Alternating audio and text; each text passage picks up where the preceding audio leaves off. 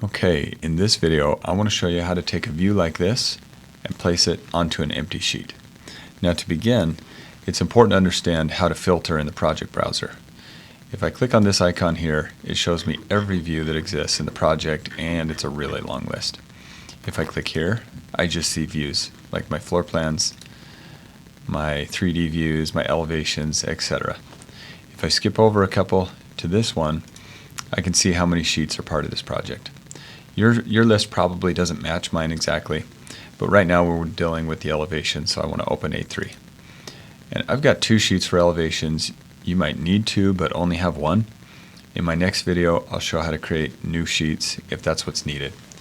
In this case, we've got our empty A3. We've got our front west elevation.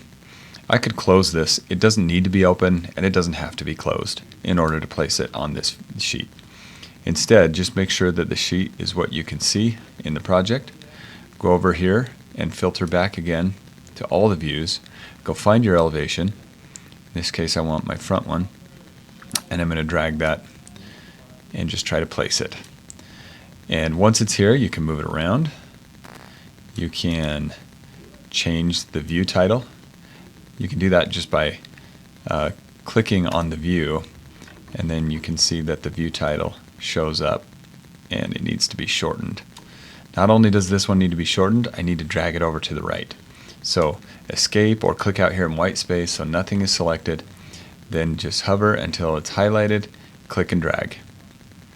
And by click and drag I mean click and hold the mouse button. If you simply click on it and then try to drag, nothing will happen. Click and drag, you can move it around. Click on the view, you can change its size. So that gives me one view. And you can see that by that little blue dot, that's the view that I've placed. If I want to do another one, it's the same process. Let's go to my next sheet. And what if you run into a problem like this? You want to put another elevation. Let's go with the left. And suppose that the whole thing is just too big for a sheet.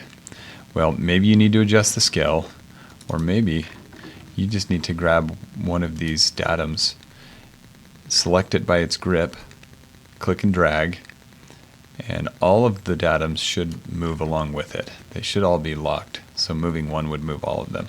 That gets me a little more space on that right side, and then I can come over here and do the same thing. If any of them don't move, then you might have to pull them over individually, and then you might be able to lock them if you align the one that's not moving with the other datums. Okay, and then once I'm done with that and I want to move this thing up on the page, just double click outside of that view. Then I can click the whole view and I can use my arrow keys.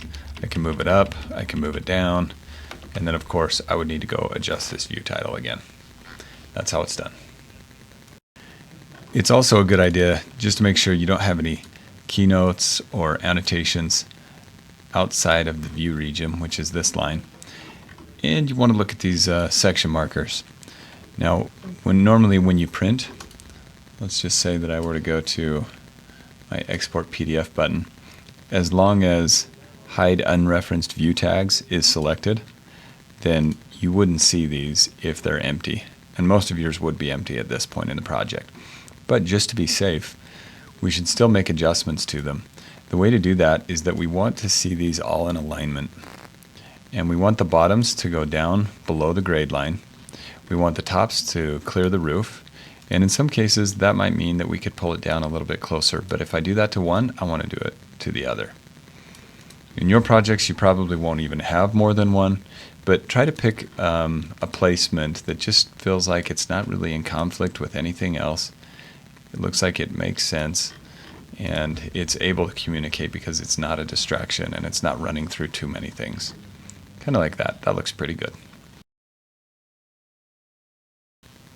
And something that I will cover in the next video too is simply that if you need to change the scale, that's another way of getting everything to fit.